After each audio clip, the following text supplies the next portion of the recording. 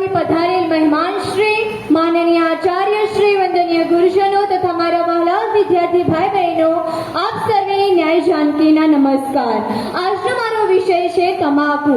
હવે તો છે બસ એક જ સપનું, હવે તો છે બસ એક જ સપનું, તમાકુના વ્યસનથી મુક્ત થાય ભારત આપણું, તમાકુના વ્યસનથી મુક્ત થાય ભારત આપણું।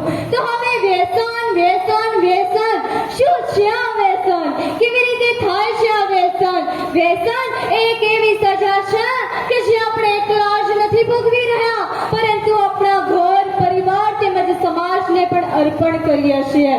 વ્યસનને એટલા માટે સજા કહેવામાં આવે છે કારણ કે તે આપણને શારીરિક રીતે જ નહીં પરંતુ માનસિક રીતે પણ બીમાર બનાવી દે છે। વ્યસનના કારણે આપણે ડિપ્રેશનમાં આવી જઈએ છીએ।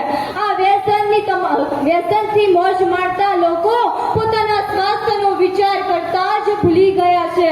તેથી જ તો દિવસે ને દિવસે તમાકુના ઉપયોગનું પ્રમાણ ચિંતાજનક રીતે વધતું જ જાય છે। તેના કારણે દર વર્ષે 60 લાખ જેટલા લોકો મોતને ભેટે છે। હજારો બાળકો વ્યસન કરતા શીખ્યા છે અને દુઃખની વાત તો એ છે કે તેઓ વ્યસન કરતા પણ પોતાના વડીલો પાસેથી જ શીખે છે। તમે આ વ્યસન કરીને તમારા જીવનની 3 અનમોલ વસ્તુઓ કે જેને તમે ધિક્કારી રહ્યા છો, પહેલું તમારું શરીર, બીજું તમારી સંપત્તિ અને ત્રીજું તમારી સંતતિ જે તમારા રત્ન છે। આજે તમને વ્યસન છે તો કાલે તે પણ વ્યસન કરવાના જ। તમે પોતાની આંખ સામે પણ તેમને કંઈ જ નહીં કહી શકો। શું કહીશું? બેટા માવા ન ખવાય, બેટા ગુટકા ન ખવાય, તેનાથી કેન્સર થાય છે, ઘણા બધા રોગો થાય છે, તમે કંઈ જ નહીં કહી શકો કારણ કે આજે તમને જ વ્યસન છે, તમને જ વ્યસન વગર નથી ચાલતું તો પછી તે તો શું માનવાના? માટે પહેલા તમે સુધરો અને પછી તમારા બાળકોને સુધારો। તમાકુનું સેવન એ ઝેરનું સેવન કહેવામાં આવે છે કારણ કે તેમાં અનેક પ્રકારના ઝેરી તત્વો રહેલા છે જેવા કે નિકોટિન, ટાર, કાર્બન મોનોક્સાઇડ, એમોનિયા વગેરે। તમે તમાકુની ચપટી લઈને દેડકાને સૂંઘાડી તો જોજો, આ તમાકુમાં રહેલા ઝેરી તત્વોની વાસથી આ દેડકો પણ બેહોશ થઈ જાય છે। આથી જ તો કહું છું કે ચેતવું હોય તો ચેતી જજો, સમય છે આજ, ચેતવું હોય તો ચેતી જજો, સમય છે આજ। કંચન જેવી કાયા તમારી થઈ જશે રાત, કંચન જેવી કાયા તમારી થઈ જશે રાત। આ તમાકુના વ્યસનને કારણે કેટલાક પ્રકારની ગંભીર બીમારીઓનો સામનો કરવો પડે છે જેવી કે શ્વાસ લેવામાં તકલીફ પડવી, ફેફસા ગળવા લાગવા, કેન્સર થવા જેવા કે પેટના કેન્સર, આંતરડાના કેન્સર, લીવર ખરાબ થવું, આવી અનેક પ્રકારની ગંભીર બીમારીઓ થાય છે। મિત્રો, જો કોઈ વ્યક્તિ વ્યસન કરતો હોય ને તો તેને આપણે કહીએ કે ભાઈ આ વસ્તુ સારી નથી તો તે શું કરશે ખબર છે કે હવે મારાથી ન છૂટે।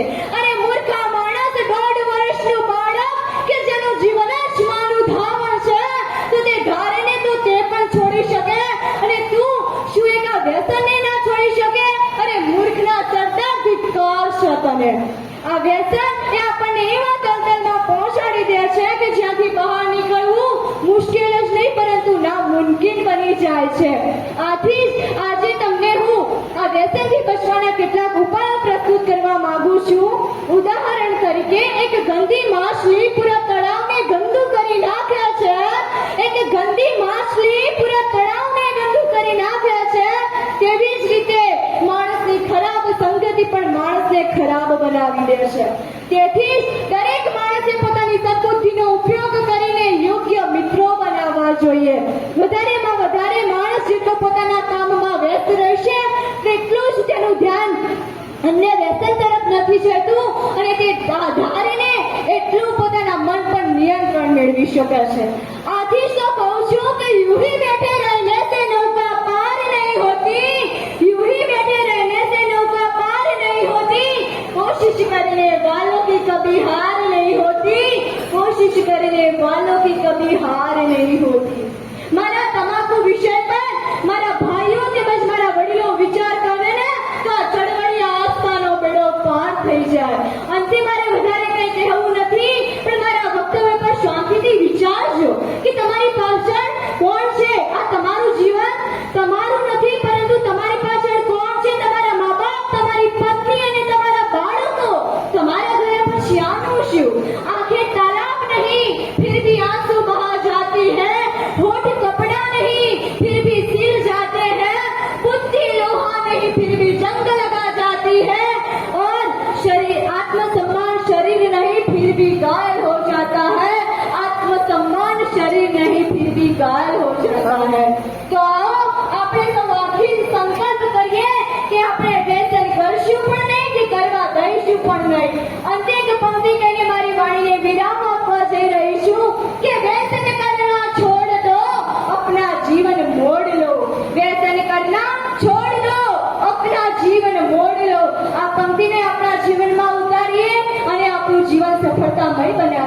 તથસ્તુ વંદે માતરમ.